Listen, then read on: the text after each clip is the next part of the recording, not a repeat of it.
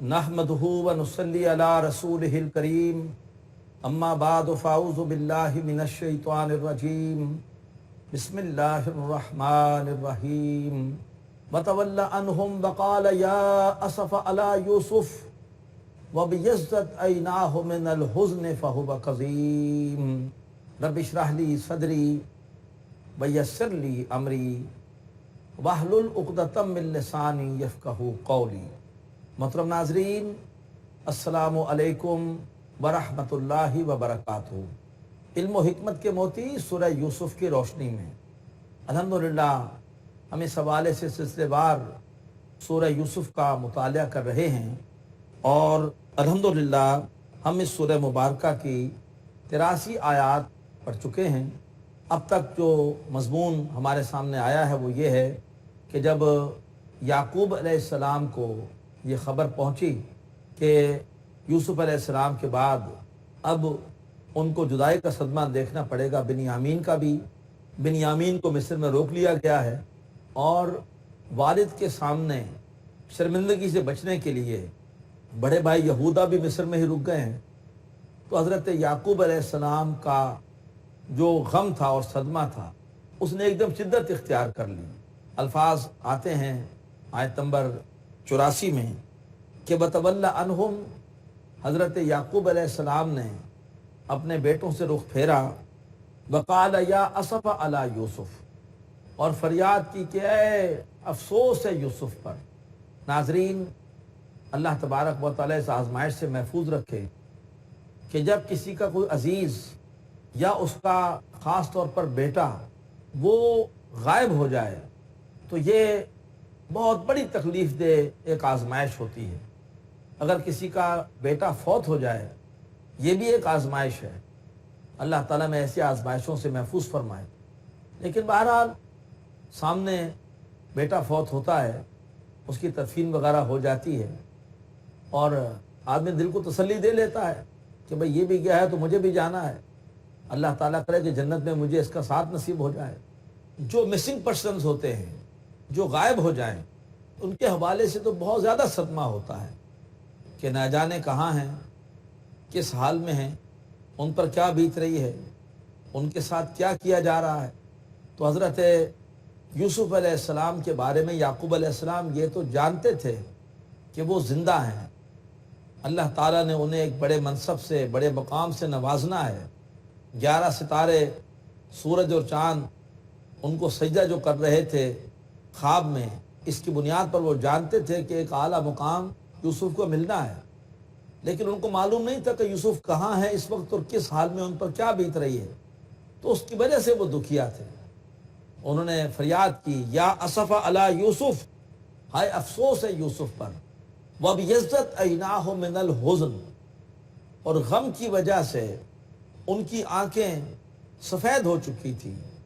इतने आंसू बहे थे, इतने आंसू बहे थे कि उनकी बिनाई ख़त्म हो चुकी थी और आंखें बिल्कुल सफ़ेद हो चुकी थी।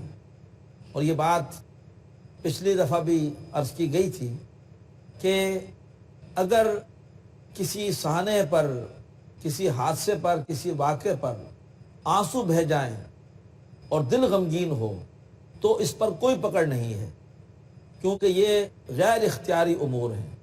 हाँ, अगर कोई शख्स अपनी ज़ुबान से नोहा पढ़ रहा हो, मरसिया पढ़ रहा हो, अल्लाह तबारक व तआला से सुए ज़न का इजहार कर रहा हो, तो ये वो चीज़ें हैं जो कि नापसंदीदा हैं। अल्लाह के रसूल का इरशाद आपको सुनाया था कि सैयदना इब्राहीम का जब विसाल हो रहा था तो उनको गोद में लेकर आपने जब देखा तो आपकी आंखों से आंसू जारी हो गए। किसी ने पूछा तो आपने कहा कि आंखें आंसू बहाती हैं, दिल हमारा मग़मूम है, हम ज़ुबान से वही कहेंगे जिससे कि अल्लाह ताला राज़ी होता है। तो बहरहाल अंबिया भी इंसान थे और उनके सीनों के अंदर भी दिल थे, पत्थर नहीं थे, और हादसात और वाक़यात से उनके दिल असरात लेते थे। तो हज़रत याकूब अलैहिस्सलाम अपने बेटे की जुदाई में गम की वजह से इस कदर रोए कि उनकी आंखें सफ़ेद हो गईं। वहुवा कज़ीम, और वो अंदर ही अंदर गुस्से को दबा रहे थे। गुस्सा किस पर था? अपने बेटों पर था जिन्होंने आकर झूठ बोला था कि भेड़िए ने खा लिया है। لیکن وہ غصے کو دبا رہے تھے۔ ان کو معلوم تھا اگر میں نے غصے کا اظہار کر دیا تو اس سے حاصل تو کچھ نہیں ہوگا، یہ بیٹے اور باغی ہو جائیں گے، اور خدا نہ خواستہ اتنے باغی نہ ہو جائیں کہ پھر بالکل ہی اللہ سے دور ہو جائیں اور محروم رہ جائیں ہر قسم کی سعادت سے۔ تو وہ اندر ہی اندر غصے کو دبا رہے تھے۔ محترم ناظرین، یہ غصے کو دبانا یہ انبیاء کی تو خاص شان ہے ہی ہے۔ قرآن پاک میں اسے متقیوں کی بھی ایک خاص شان اور وصف قرار دیا گیا ہے۔ سورہ آل عمران میں ارشاد ہوتا ہے جنت کے بارے میں کہ جنت کس کے لیے تیار کی گئی ہے؟ اعدت للمتقین الذین ینفقون فی السراء والضراء والقاظمین الغیظ والعافین عن الناس۔ متقی بندے وہ ہیں کہ جو تنگدستی میں بھی اور خوشحالی میں بھی خرچ کرتے ہیں اور غصے کو دباتے ہیں اور لوگوں کو معاف کرتے ہیں۔ غصے کا آنا یہ غیرت کی علامت ہے۔ غصہ آنا چاہیے غیر شرعی کاموں کو دیکھ کر، غیر اخلاقی کاموں کو دیکھ کر، لیکن جو غصے میں اقدام ہوتا ہے وہ توازن میں نہیں رہتا، اس میں انسان بعض اوقات حد سے تجاوز کر جاتا ہے۔ لہذا اگر کوئی اقدام کرنا ہو تو پھر ہوش و حواس میں آنے کے بعد، بالکل ٹھنڈا ہونے کے بعد کرنا چاہیے، فوری طور پر غصے کو دبانا چاہیے۔ اگر انسان کھڑا ہو تو غصہ آئے تو بیٹھ جائے، اگر بیٹھا ہوا ہے تو لیٹ جائے، بہتر یہ ہے کہ پانی پی لے، بہتر یہ کچھ دیر تنہا ہو جائے، لیکن غصے میں اقدام نہ کرے۔ تو حضرت یعقوب علیہ السلام بھی اپنے غصے کو اندر ہی اندر چھپا رہے تھے، اندر ہی اندر اپنے صدموں سے گھل رہے تھے۔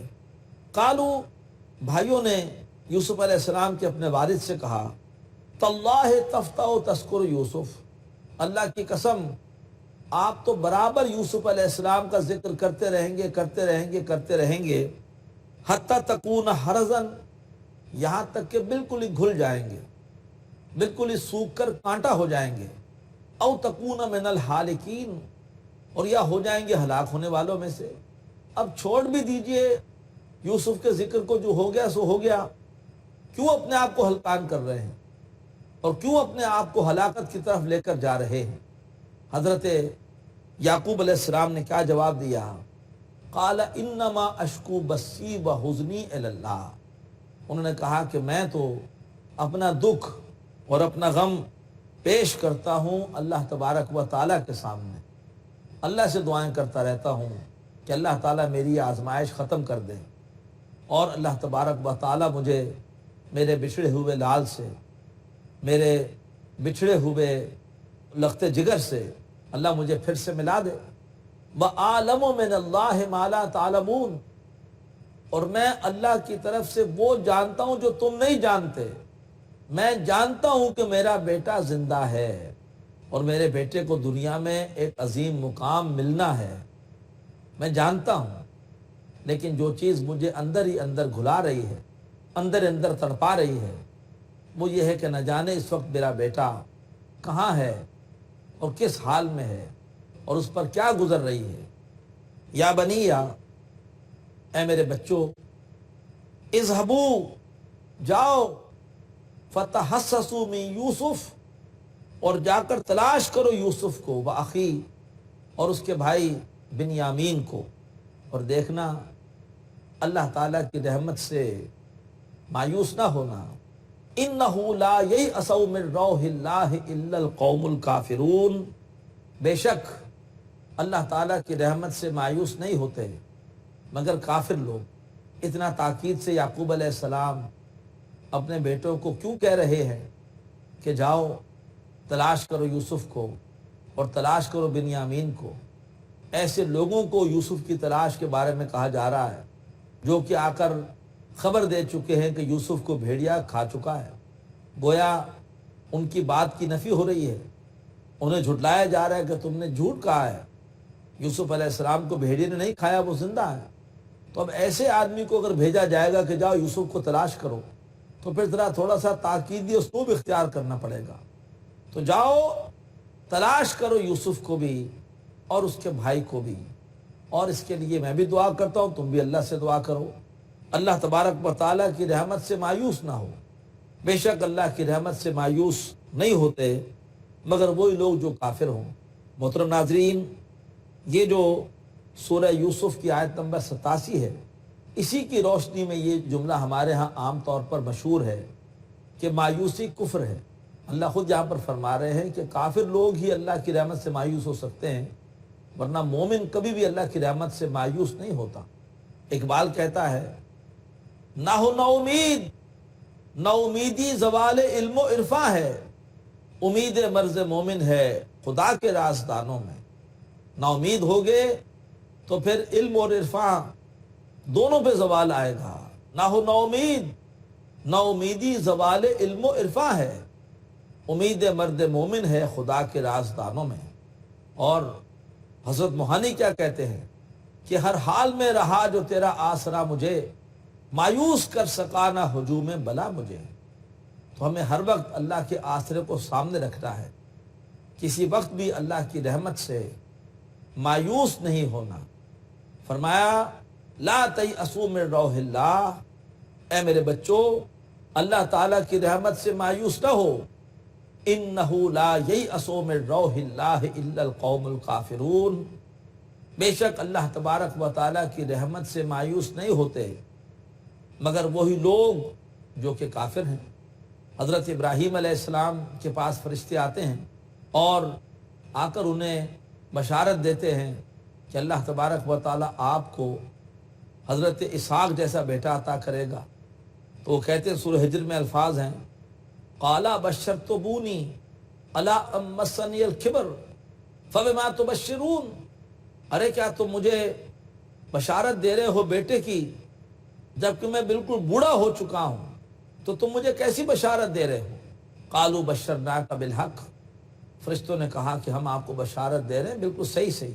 ولا تکن من القانتین، اور آپ ہرگز نہ ہوں مایوس ہونے والوں میں سے، نا امید ہونے والوں میں سے۔ محترم ناظرین، ہم ایک چھوٹا سا وقفہ لیں گے، امید ہے کہ آپ وقفے میں ہمارے ساتھ رہیں گے۔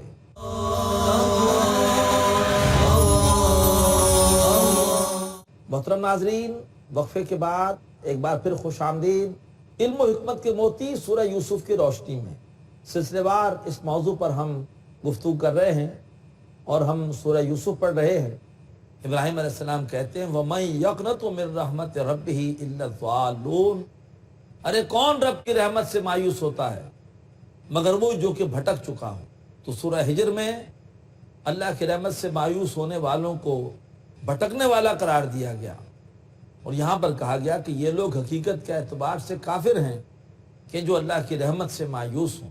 اللہ تبارک و تعالیٰ کے ساتھ صحیح تعلق کیا ہے؟ وہ یہ ہے کہ اللہ کا خوف بھی رہے اور اللہ تبارک و تعالیٰ سے ہمیشہ رحمت کی امید بھی رہے، تبھی انسان اللہ کے بارے میں متوازن ایک روش اور سوچ اور طریقہ اختیار کرتا ہے۔ اگر صرف اللہ تبارک و تعالیٰ کا خوف ہی خوف ہو اور صرف اللہ تعالیٰ سے ڈرایا جائے تو پھر اللہ سے محبت پیدا نہیں ہوتی، اللہ تبارک و تعالیٰ سے قربت کی چاشنی انسان کو نہیں ملتی۔ اور اگر صرف فضائل ہی سنائے جائیں اور اللہ تعالیٰ کی رحمتیں اور اس کی طرف سے ملنے والے انعامات ہی کا تذکرہ کرتے رہیں، صرف اللہ تعالیٰ سے اچھی امیدیں ہی وابستہ رکھیں، تو پھر انسان بعض اوقات جری ہو جاتا ہے۔ یہ سوچ پیدا ہوتی ہے کہ بھئی ٹھیک ہے ہم غلط کام بھی کر رہے ہیں لیکن اللہ بڑا غفور ہے، بڑا رحیم ہے، وہ تو بخش ہی دے گا، اور انسان اس کی وجہ سے اپنے کردار کی پاکیزگی سے محروم ہو جاتا ہے۔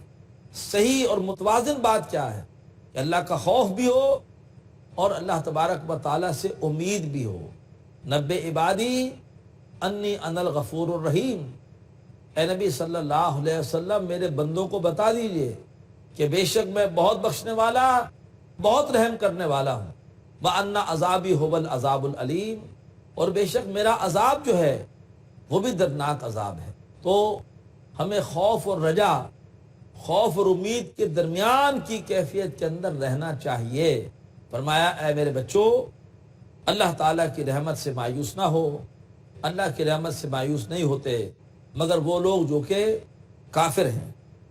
اب والد صاحب کے کہنے پر یوسف علیہ السلام کے بھائی نکلے اور تاکر کو سبیل پیدا کریں کہ کم از کم بنیامین جن کے بارے میں پتہ ہے کہ مصر میں ہے انہیں کو واپس لے آئیں۔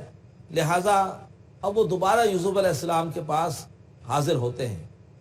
فلما دخلوا علیہ، جب وہ یوسف علیہ السلام کے سامنے حاضر ہوئے، قالوا یا ایھا العزیز، اور کہا کہ اے عزیز، یعنی اے عزیز مصر، مسنا واہلنا الضر، پہنچی ہے ہمیں بھی اور ہمارے گھر والوں کو بھی بڑی تکلیف۔ اب آج ہمارے گھر سے 3 افراد غائب ہیں۔ یوسف علیہ السلام تو پہلے ہی چلے گئے تھے، غائب ہو گئے تھے، اور اب بنیامین بھی نہیں ہے اور یہودا بھی نہیں ہے، جن کی وجہ سے گھر میں شدید رنج و الم کی ایک کیفیت ہے۔ مسنا واہلنا الضر، پہنچی ہے ہمیں بھی اور ہمارے گھر والوں کو بھی بڑی تکلیف۔ وجئنا ببضاعۃ مزجاۃ، اور ہم آپ کے پاس لے کر آئے ہیں بہت ہی ناقص قیمت۔ ہمارے پاس اب اتنی قیمت نہیں ہے کہ ہم اپنی ضرورت کے لیے پورا غلہ حاصل کر سکیں، اناج حاصل کر سکیں۔ فأوف لنا الکیل، تو آپ ہمارے لیے پورا کر دیجئے راشن کو، ہمیں راشن پورا دے دیں، اور جتنے ہمارے پاس پیسے ہیں، جو ہمارے پاس قیمت ہے وہ لے لیں۔ وہ قیمت کم ہے ہمیں پتہ ہے، لیکن جو بھی ہے بس وہی ہے، وہ لے لیجئے۔ وتصدق علینا، اور ہمارے اوپر جو مزید ضرورت کا غلہ ہے وہ صدقہ کر دیجئے، یعنی ہمیں غلہ تو پورا دے دیں جتنی ہماری ضرورت ہے، اور جو قیمت ہے وصول کر لیجئے، اور باقی جو غلہ ہے وہ آپ گویا ہمارے اوپر صدقہ کر دیجئے۔ وتصدق علینا ان اللہ یجزی المتصدقین، بے شک اللہ تبارک و تعالی صدقہ کرنے والوں کو بدلہ دے گا، یعنی اصل بدلہ جو ملے گا وہ اللہ تعالیٰ کی طرف سے ملے گا۔ تو اگر آپ نے صدقہ کیا اور آپ نے بغیر قیمت کے ہمیں کچھ غلہ دے دیا تو اللہ تبارک و تعالیٰ آپ کو نوازے گا، اللہ تعالیٰ آپ کو اس سے بڑھ کر دے گا۔ اب جب یوسف علیہ السلام نے دیکھا کہ میرے بھائیوں کی لاچارگی، میرے بھائیوں کی بے بسی اب اپنی آخری حدوں کو چھو رہی ہے، اب انہیں مناسب سمجھا کہ اصل حقیقت ان کے سامنے واضح کر دیں۔ قالا، پوچھا یوسف علیہ السلام نے، هل علمتم، ارے کیا تم جانتے ہو، ما فعلتم بیوسف واخیہ اذ انتم جاہلون، کہ تم نے کیا کیا تھا یوسف کے ساتھ اور اس کے بھائی بنیامین کے ساتھ جبکہ تم لوگ نادان تھے۔ دیکھیے کتنا پیارا انداز ہے، کوئی اور ہوتا تو بڑے سخت قسم کے القاب سے انہیں پکارتا کہ اے ظالموں، اے جابروں، لیکن نہیں، کوئی غیر مہذب گفتگو نہیں ہے، کوئی آپے سے باہر ہونے والی کیفیت نہیں ہے، کوئی ان کے اوپر طنز نہیں ہے، بلکہ ان کی طرف سے دفاع بھی خود کر رہے ہیں کہ تم نے یوسف اور اس کے بھائی کے ساتھ زیادتی اس وقت کی تھی جبکہ تم نادان تھے، گویا اب تم نادان نہیں رہے، اور تم نے یہ کام جو کیا تھا ظلم والا، یہ اس وقت کیا تھا جبکہ تمہاری تربیت پوری نہیں ہوئی تھی، تمہارا تزکیہ پورا نہیں ہوا تھا۔ تو نہ صرف ان کی زیادتی کا ذکر کیا بلکہ ان کی طرف سے دفاع بھی کر دیا، ان کی طرف سے یہ بھی کہہ دیا کہ یہ زیادتی تم نے اس وقت کی تھی جبکہ ابھی تم نادان تھے۔ فرمایا کہ کیا تم جانتے ہو، تمہیں یاد ہے کہ تم نے کیا کیا تھا یوسف کے ساتھ اور اس کے بھائی کے ساتھ جبکہ تم لوگ نادان تھے؟ قالوا اِنَّكَ لَأَنْتَ یوسف، بھائی ایک دم حیران رہ گئے کہ انہیں کیسے پتا یوسف کا اور یوسف کے ساتھ اس زیادتی کا جو ہم نے کی تھی۔ تو پوچھا کہ اِنَّكَ لَأَنْتَ یوسف، کیا آپ ہی یوسف ہیں؟ اِنَّكَ لَأَنْتَ یوسف، قال انا یوسف، حضرت یوسف علیہ السلام نے فرمایا کہ جی ہاں میں یوسف ہوں، وَهَذَا اخی، اور یہ بنیامین یہ میرے بھائی ہیں، انا یوسف وَهَذَا اخی، اور یہ میرے بھائی ہیں۔ قد من اللہ علینا، ہم پر اللہ تبارک و تعالی نے احسان کیا۔ دیکھیے کتنا پیارا انداز ہے، یہ نہیں کہا کہ مجھ پہ اللہ نے احسان کیا، کوئی ذاتی تعریف اور کوئی ذاتی اپنی خوبی کا بیان یہ یوسف علیہ السلام میں نہیں ہے، بلکہ کہتے ہیں کہ ہم پر اللہ نے احسان کیا، یعنی کریڈٹ انہوں نے اپنے آپ کو نہیں دیا بلکہ جمع کا صیغہ اختیار کیا، ورنہ کو عورتوں تو بڑے فخر سے اپنی تعریف کرتا کہ یہ میرا تحمل تھا، یہ میری برداشت تھی کہ میں نے تم جیسے دشمنوں کے ساتھ بھی حسن سلوک کیا، کوئی غیر مہذب گفتگو نہیں کی، تمہیں تمہارے کیے پر کوئی تانا نہیں دیا۔ لیکن نہیں، بڑا اعلیٰ اخلاق ہے، بڑا اعلیٰ کردار ہے، بڑا پیارا ہمارے لیے یہ حکمت کا موتی ہے۔ اللہ تعالی ہمیں بھی ان مبارک ہستیوں کے نقش قدم پر چلنے کی توفیق عطا فرمائے۔ کہتے ہیں کہ قد من اللہ علینا، اللہ تبارک و تعالی نے ہمارے اوپر احسان کیا، اور بتا دیا کہ اللہ تعالیٰ احسان کس پر کرتا ہے، کیسے کرتا ہے۔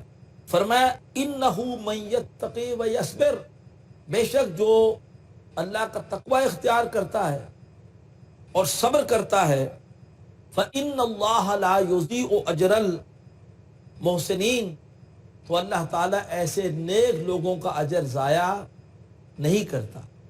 دشمن خواہ کتنی سازشیں کرے، لیکن اگر ہم دشمنوں کے مقابلے میں دو خوبیوں کے اوپر جمے رہیں، تقوی پر جمے رہیں، ہم دشمن کے مقابلے میں اور ضد میں آ کر اور اس کی شرارتوں کے جواب میں ہم کوئی ایسا کام نہ کریں کہ جو تقوی کے منافی ہو اور جو صبر کے منافی ہو، تو پھر دشمن ہمارا کچھ نہیں بگاڑ سکتا۔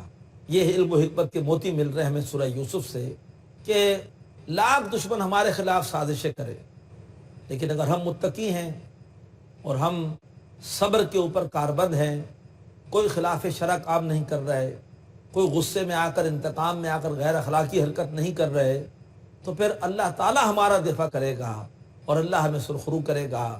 محترم ناظرین، آج ہمارا وقت پورا ہو رہا ہے، گفتگو انشاءاللہ مزید آگے بڑھائیں گے اگلی نشست میں۔ اجازت دیجیے، اقول قولی ھذا واستغفر اللہ لی ولکم ولسائر المسلمین والمسلمات۔ اللہ